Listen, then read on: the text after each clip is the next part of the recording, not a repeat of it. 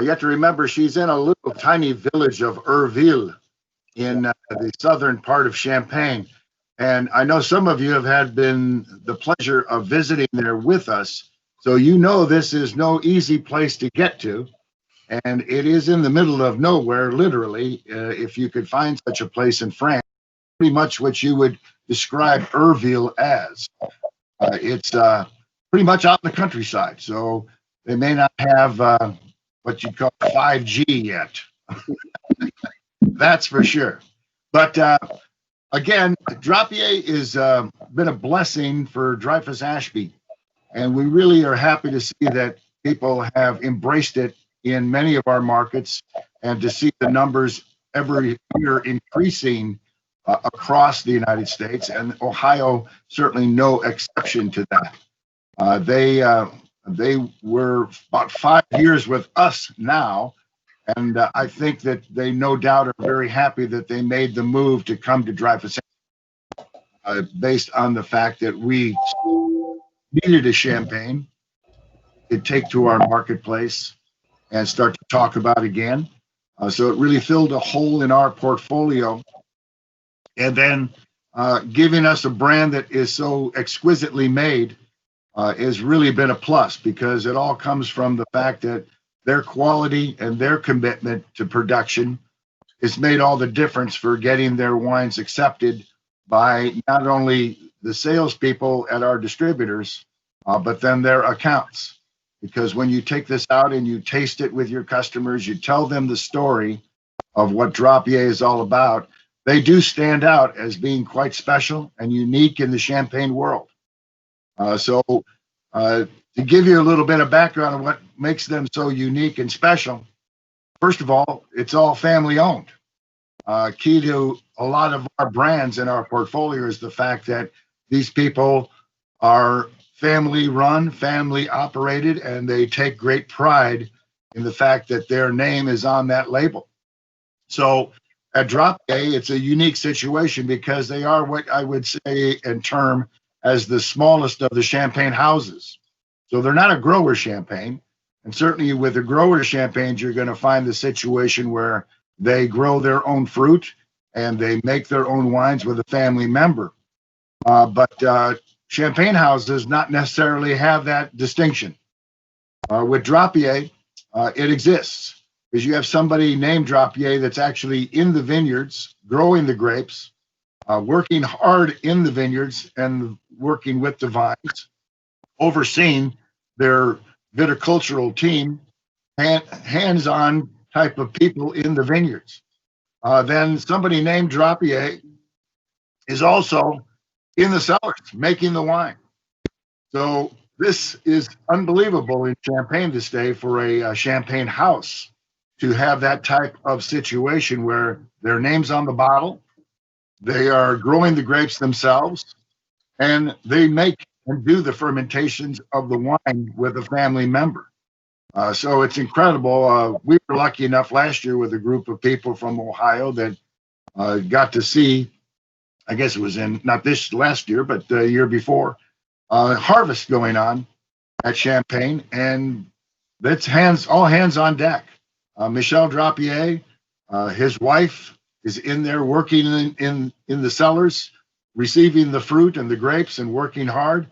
It's unbelievable to see all the family members, Hugo and Antoine, as well as Charlene, all putting some effort towards the ultimate goal of making some of the best champagnes in this part of the Champagne region.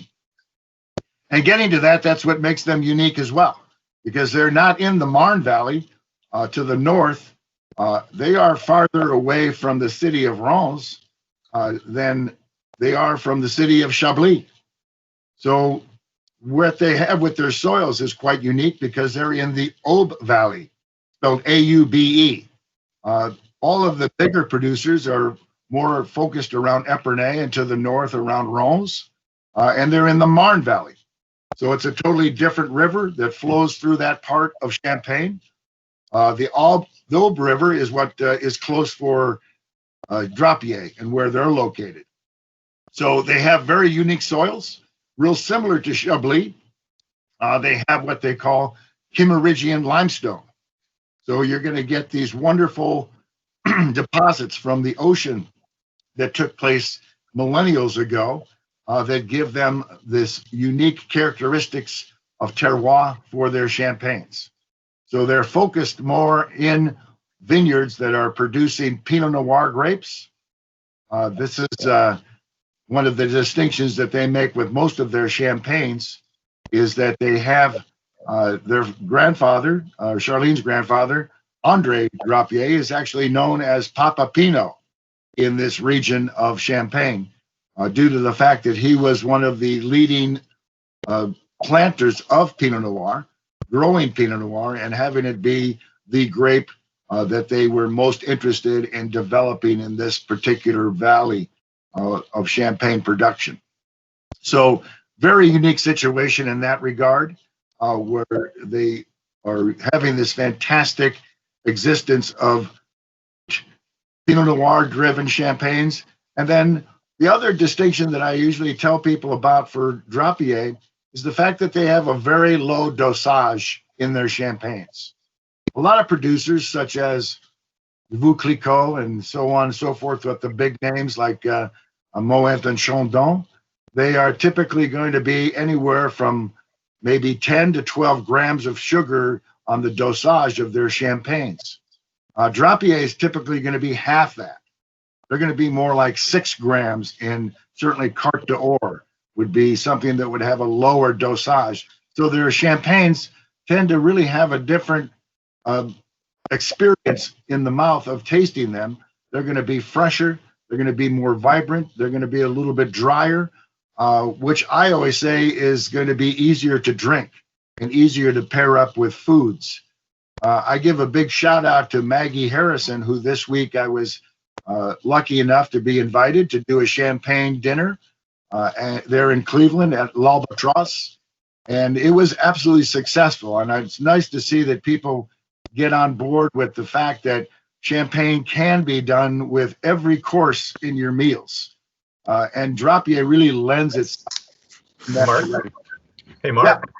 I believe Charlene just joined us. Yes. All right, perfect. Hi, Charlene.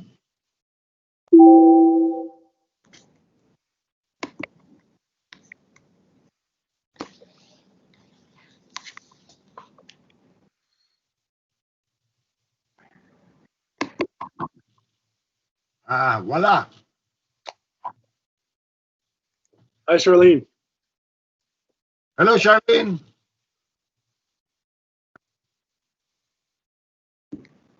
She's on mute. Yeah, Charlene, I think you're on mute.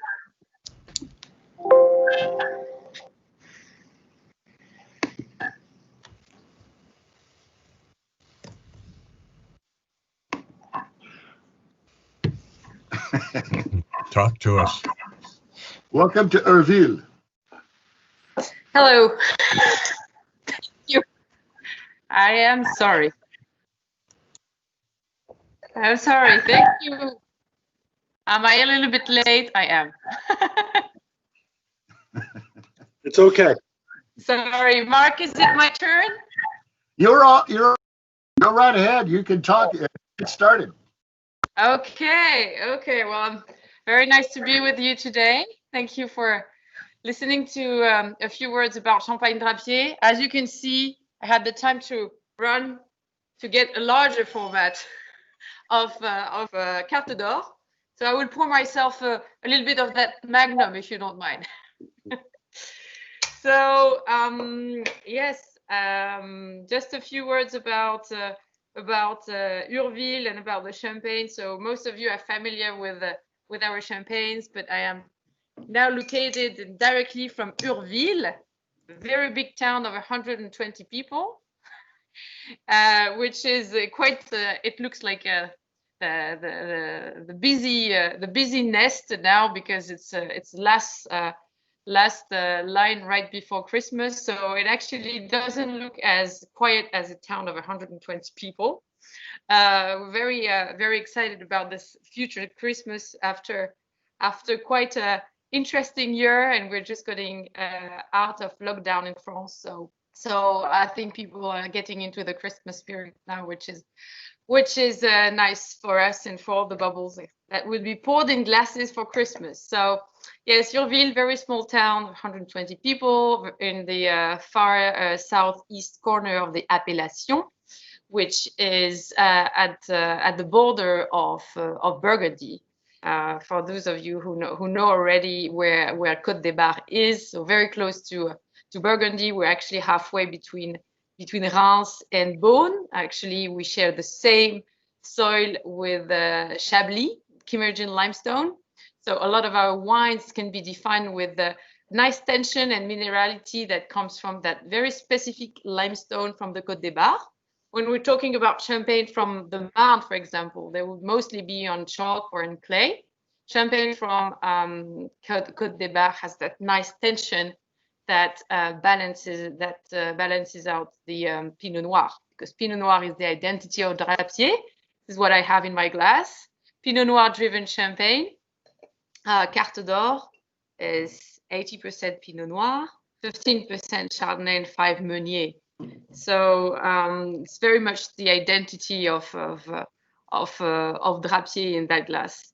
I can see you mostly have coffee, but I'm sure because it's the time for you, right? It's early, but I'm sure at Christmas you'll have a few bubbles in your glass, and you can remember those words about how the style of Drapier is, which is yes, concentration, aromatic, that is on the peach, almond, and very typical of Drapier, it's the quince, the quince jelly, more specifically, which is which gave the color of Carte d'Or. A sommelier in the early 50s really mentioned that Drapier had this very unique taste of quince. It's probably something that you can still feel today, quince jelly. And about the vinification, we are always as low interventionist as possible, so low in sulfur. We're famous for making very low sulfite wines, so no risk of headache. But most importantly, the use of low sulfite shows the quality of the grapes, so that's something really important at Drapier. The process from the grape to the bottle is handled by us, by the family. So 3 generations working together. Very lucky to still have my grandfather on board, 94-year-old. He's not with us today because he stays at home a little bit more than he used to. But he still drinks champagne at home. I wouldn't say he drinks a magnum a day, but he surely drinks a bottle a day, easily. And he's healthy, and it's great to have him sharing all the stories about the vineyards and how we, as the new generation of my brothers and I, we pursue the adventure that they almost started as winemakers in the early 50s. So yeah, the spirit of the family is really put in each bottle that we make, and that starts from the very beginning of the vineyard. So we own 60 hectares now, which is 130 acres, something like that, which is quite a lot for a champagne maker, as we do little négoce, and most of the grapes that we actually put in our bottles are farmed by us. So that's my brother Hugo's job. And that helps us having the exact quality and the exact grape we want in the final bottle. So this way we're able to put less sulfur. So we see sulfur as something that is more also a proof of quality of the grape. So we don't have to put a lot of it to even different quality of batches. And also we have the same approach with dosage. So for those of you who know already, the Carte d'Or is actually an extra brut, so it has quite a low dosage, not too dry, not too sweet. This way we keep the aromatic profile, fruity, etc., and yet the minerality and the tension. That really is something you will find in common in all our wines. We want fruitiness, accessibility, approachability, strong character too. Drapier is known to make quite a vinous style of champagne, but we don't want the heaviness of vinosity. So by putting low dosage, we want to show this very unique terroir And this way we have the drinkability too, which is important when it comes to champagne, because you want to have another glass and maybe another glass and another glass. Very important in the style of champagnes we make. This is something you will also experience with our rosé. So our rosé are skin contact maceration method, which means that we don't blend red wine and white wine together. All our rosé are really made with the traditional method. It is a method that doesn't exist anymore almost in champagne. Only of total rosé production that is made this way. But it really helps us really retaining the essence of Pinot Noir when vinified as a rosé, which means a lot of those red berries, red fruits, cranberries, anything that will really concentrate the flavor, but also the color. So our rosé de Saignée, are usually a little bit more intense in color than most of the blend rosé. And again, we don't want the heaviness of Pinot Noir, so we tend to have rosé that have a quite low dosage too. So 6 grams, 6.5 grams, which keeps the freshness of the rosé. And did you want also me to talk about a little bit about the Blanc de Blanc, Marc, right? Or was it the Brut Nature? Yeah, I think it'd be a good idea to talk about the Blanc de Blanc. Go right ahead and explain a little bit more about that champagne. And so loving to hear about the family and how much hard work everybody does in the vineyards as well as the cellars. Yes. So yeah, a few words about Blanc de Blanc. Our Blanc de Blanc is quite interesting because I talked about Chablis soil earlier. And it's interesting to see how Chardonnay grows on these soils. So we have a quite unique type of Blanc de Blanc, very varietal. So we don't make Blanc de Blanc that are necessarily buttery, leesy, creamy. We make Blanc de Blanc that have more of a white floral flavor on nice minerality. I think our Blanc de Blanc has this finesse from Chablis and the complexity of Chardonnay. So it's a very interesting, a very drinkable expression of Blanc de Blanc on this Kimmeridgian limestone. And then I'll be happy to answer all the questions and tell you a bit more about all the work that's been done organically, etc. Is there any specific question, Marc, you wanted me to answer? And I'll be drinking. Sorry.